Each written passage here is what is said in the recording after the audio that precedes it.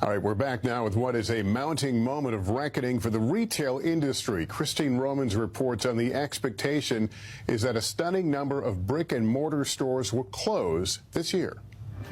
For people who love to shop at Joann, the fabric store with about 800 locations around the U.S., time is running out. I just finished a quilt and I said, oh my God, where am I going to go now? You like to go in and touch and feel and look and colors, see if it matches things when you're making stuff. You can't do that online. But now the one-time largest fabrics retailer in the country, which has some 19,000 employees, is closing all of its stores. I'm going to be sorry to see this go. It's just part of what's expected to be a record-setting year of 15,000 retail store closures, with Party City, Big Lots, Walgreens, and Macy's just some of the companies shuttering locations. We've got Forever, no more. For 4 decades, Forever 21 prided itself on cheap, trendy clothing.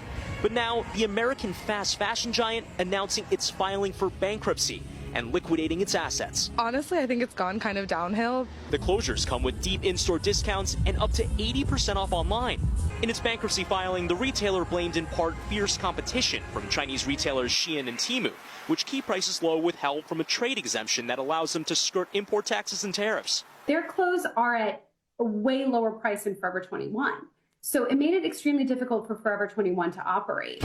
Another day, another retail giant shutting down. Stores that once defined the American shopping experience are not disappearing at a shocking rate. From small businesses to big box chains, 2025 is proving to be a disaster for physical retail. But why is this happening? And what does it mean for millions of workers losing their jobs? Let's break it all down. The retail collapse isn't just a trend, it's a full-blown crisis. Today we're going to explore why so many stores are shutting down, how online shopping is taking over, and what this means for the economy moving forward. Let's dive in. First, let's talk about the numbers because they are brutal. As of 2025, 50,000 retail stores across the US have either shut down or announced closure. Let's take a look. Major store closings in March 2025.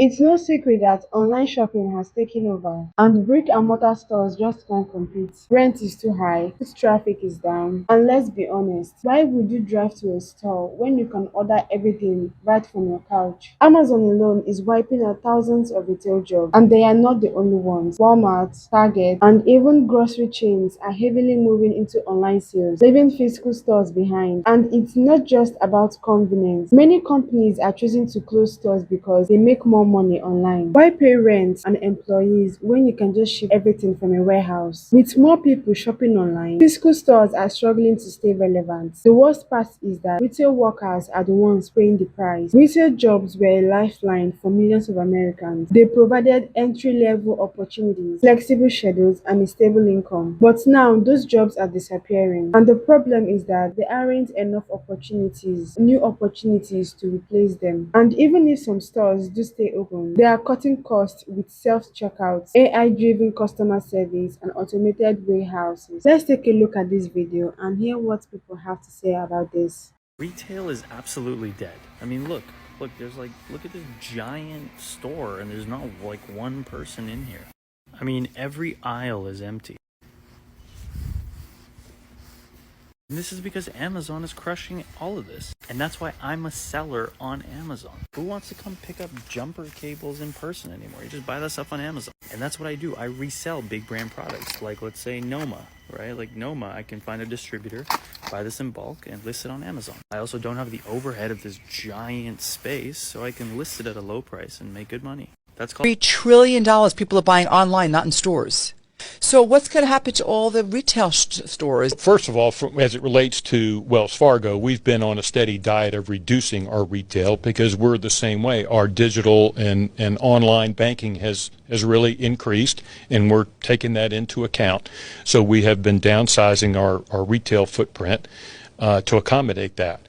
As it relates to the retail space, from that standpoint, most of that is being converted to, unless you have flagship stores here on Madison Avenue or Fifth Avenue, whatever, they are going to be converted to different experiential retail as opposed to soft goods or whatever that they're selling. And I'm talking about places in Cleveland or places that aren't so tourist covered like Fifth Avenue is. But they will slowly be converted to just a different. Nearly 100 companies just announced that they are doing massive layoffs. I have a very, very strong feeling this is only the beginning of this. The way that things have been going lately, I have a feeling this is going to be like record-breaking data, even within just the next few months. So Joann's was one, but that's not a surprise because they're closing all of their stores. Walgreens, Intel, FedEx, Neiman Marcus, John Deere, Macy's. Macy's just closed 66 stores, but they're looking to close at least 150 this year. I saw something else about Forever 21 closing their corporate headquarters and laying off hundreds and hundreds of people. Estee Lauder, Starbucks, Kohl's, Walmart all have layoffs in the works. And as we have noticed, the theme of this year is if this doesn't directly affect me, then I don't care. Just because maybe this is not you being laid off, this kind of thing tends to have a snowball effect. So while these companies are laying off people, those people have less spending power. 100 companies laying off hundreds of employees is a lot of money that's not going to be being spent in the economy. If I listed one of your companies, or if you guys are panicking, if you feel like your job might be affected by any of this or the snowball effect that is likely going to come from this, one of the things that I tell everybody to always do, because the job market is so different than the way that it used to be, a lot of the traditional advice doesn't work anymore, is go into your contacts in your phone, all your contacts on your Facebook, all your contacts on your Instagram, every person that you can reach out to and get in touch with. Humble yourself, send out a message to them, a personal message, something a little heartfelt. Just let them know that you are looking for work, you're looking for anything, you're looking for something to put bread on the table and pay the bills. Most people that I know that have gotten a job within the last couple of years that have been looking for a job for quite some time, 6 months plus to a year, 2 years, they got jobs because of somebody that they know. I'm telling you guys, use this tactic. It absolutely works. And also, don't sit and wait. Start getting your resume out there. Start applying for jobs, because if this comes for you, you want to be ready.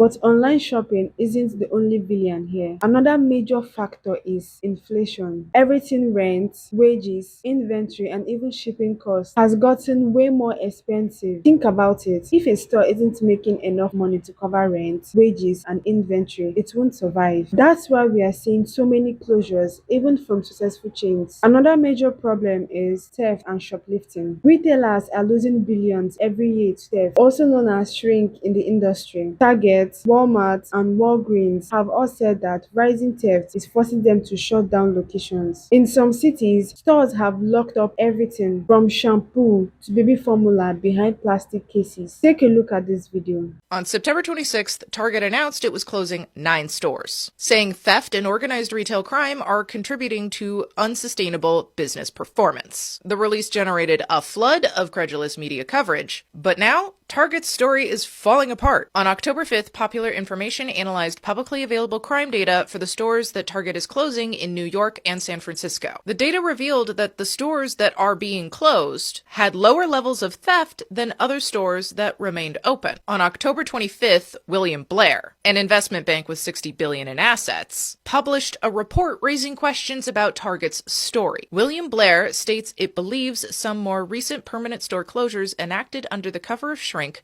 relate to the underperformance of these locations. But the report also states that part of the reason companies are being more vocal on shrink relative to the incremental impact has to do with trying to stimulate some sort of government action. If that's the strategy, So what's the future of retail jobs? Self-checkouts replacing cashiers, AI shopping assistants reducing the need for staffs, warehouses using robots instead of human workers. After all said and done, so what happens when thousands of stores shut down? Well, cities and towns are starting to feel the ripple effect. The impact of retail collapse include higher unemployment, local businesses failing, ghost towns replacing shopping districts, less tax revenue for public services. When a major retailer shuts down, it drains the local economy, jobs disappear, surrounding businesses suffer, and towns lose vital tax revenue. That means fewer public services, fewer schools, and more abandoned places. Look at malls across America, they are turning into ghost towns. Places that were once packed with families and shoppers are now empty shells of what they used to be. So is there any way to stop this collapse? It won't be easy, but there are few things that could help. Support small businesses, shop local whenever possible, push for policies that protect retail workers, encourage companies to invest in physical stores. The truth is, online shopping isn't going away, but that doesn't mean we have to lose physical stores completely. If we support businesses that value their employees and local communities, we can slow down the retail collapse. So what do you think? Will you still shop in person, or are you still sticking to online shopping? Let me know in the comments below. Thanks for watching. Bye.